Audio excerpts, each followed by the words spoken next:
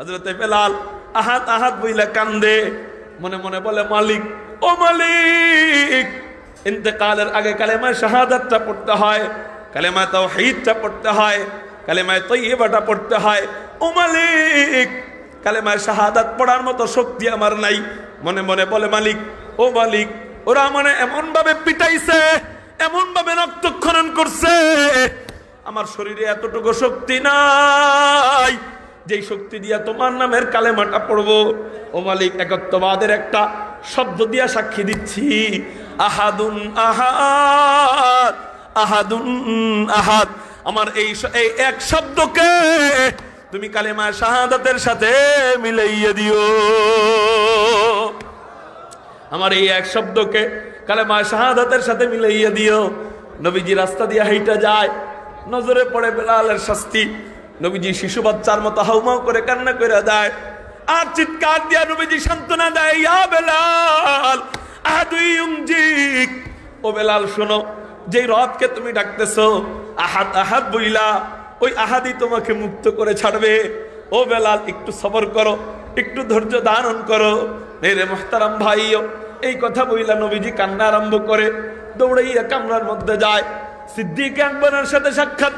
সিদ্দিক আকবর বলে, ওগো রাসূল, আপনি কাঁদেন কেন? আপনার চোখের পানি আমি সহ্য করতে পারি না, আপনি আমাকে বলেন, আমি আপনার সমস্যার সমাধান করব। নবীজি সিদ্দিক আকবরের হাত মোবারক ধরে বলে, ও সিদ্দিক, তুমি আমার ছোটবেলার সঙ্গী, তুমি আমার নবুয়তের প্রথম সঙ্গী, তুমি আমার হেরা গুহার সঙ্গী, তুমি আমার কবরের সঙ্গী।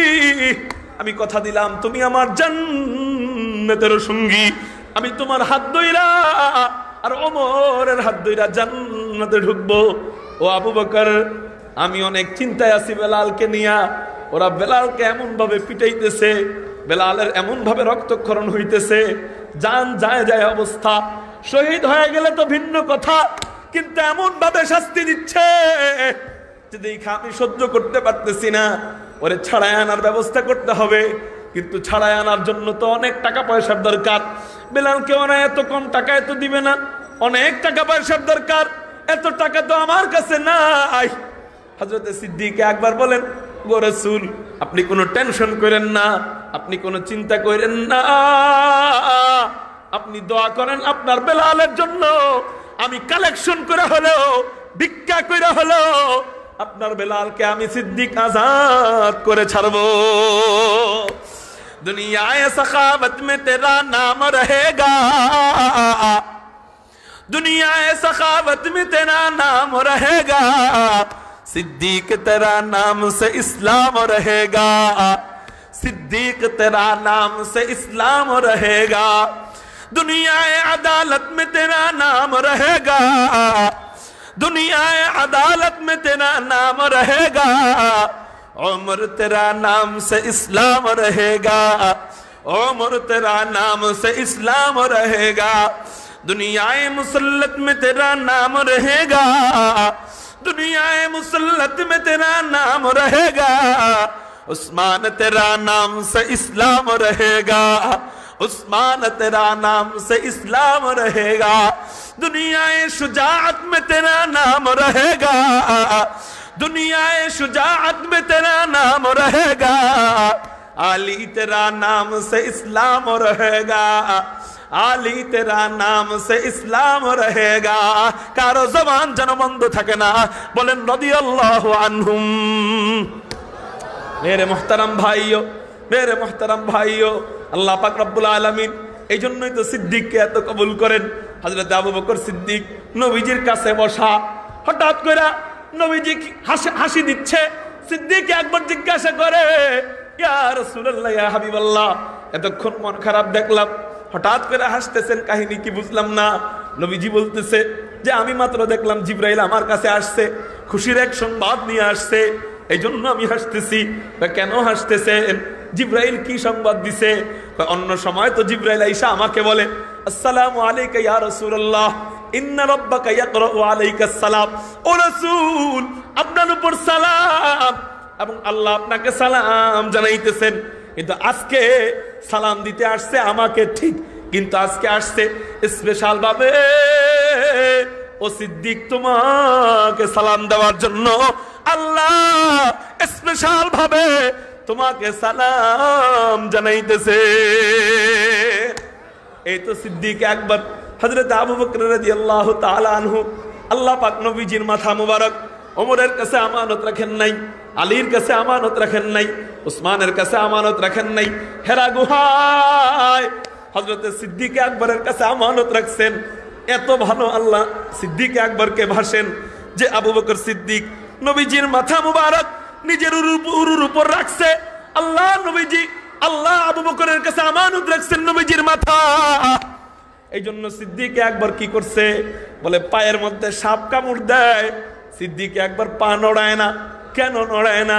মনে মনে বলে, মালিক, ও মালিক, আমার কোলের উপরে এমন মাথা রাখা, যেই মাথার আমানত তুমি ওমরের কাছে রাখো নাই, যেই মাথা আবু বকরের কাছে আমানত রাখছো।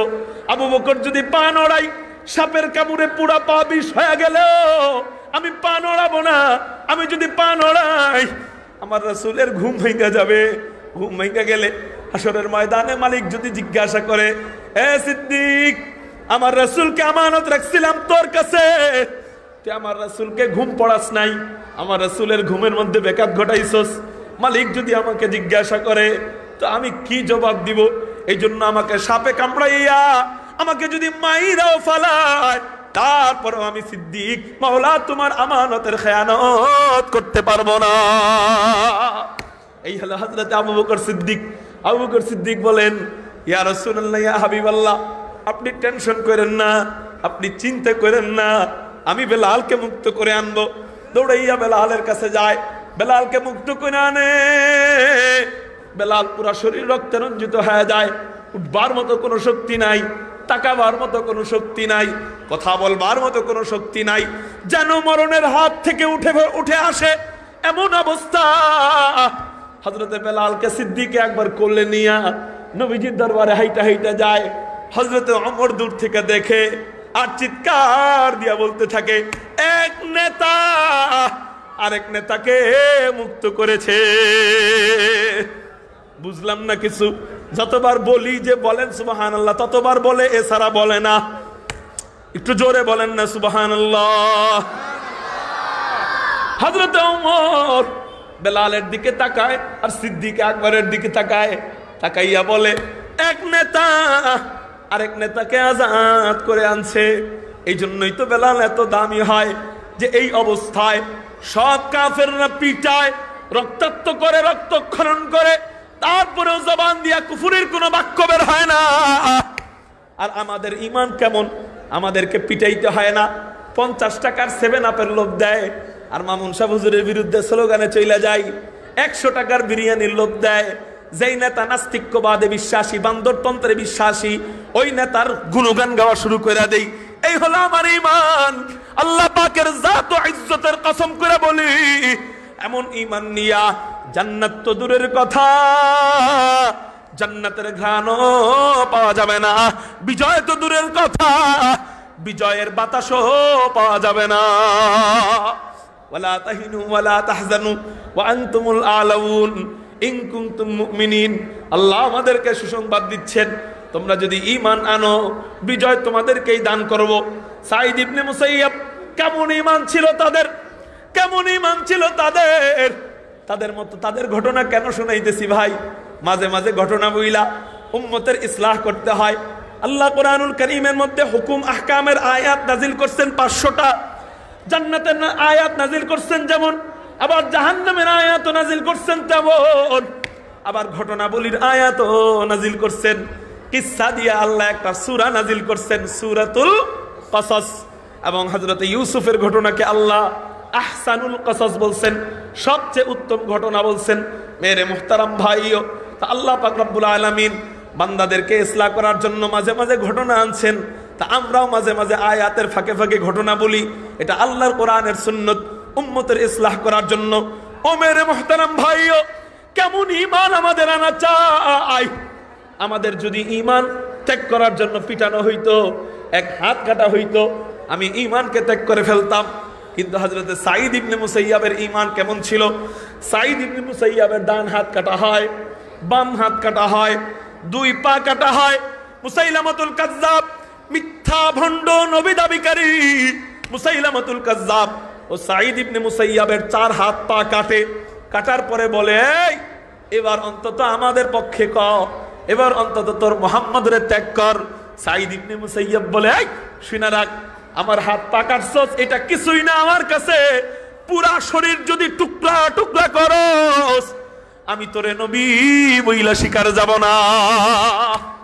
সাঈদ ইবনে মুসাইয়াব পশ্চিম দিকে মুখ ঘুরায়, কি যেন দেখতে পায়। এতক্ষণ তো কান্দা কান্দা ভাব, কিন্তু পশ্চিম দিকে তাকে ইয়া হাইসা দেয়। মুসাইলামাতুল কাজ্জাব বলে, সাঈদ ইবনে মুসাইয়াবের চেহারাটা লাথি মাইরা পূর্ব দিকে ঘুরাইয়া দেয়। সাঈদ ইবনে মুসাইয়াবের চেহারা লাথি মাইরা পূর্ব দিকে ঘোরানো হয়। সাঈদ ইবনে মুসাইয়াব চিৎকার দিয়া বইলা ওঠে, ইনামা তুওয়াল্লু ফাসাম্মা ওয়াজহুল্লাহ, যেদিকেই তাকাই ওদিকেই আমি আমার মাওলাকে দেখতে পাইতেছি। মেরে মুহতারাম ভাইও, এমন ঈমান যদি আনতে পারি তাহলে আমরা কামিয়াব। আল্লাহ পাকের জাত ও ইজ্জতের কসম, এক কসম, দুই কসম, কোটিবার কসম।